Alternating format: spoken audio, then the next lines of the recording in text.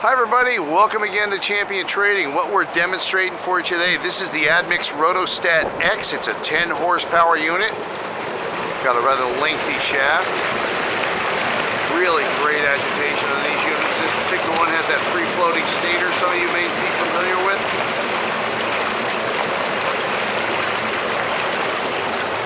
We're operating on 223 phase voltage right now.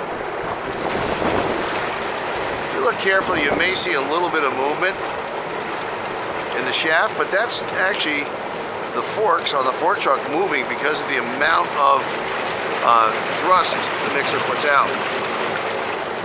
We have lots of equipment like this in our stock, lots of homogenizing mixers. We could offer rebuilding on most of them. Everything in process and packaging as well. So we do look forward to hearing from you. Please visit our website at www.champtrading.com. And thanks for joining us for this video today. We look forward to hearing from you.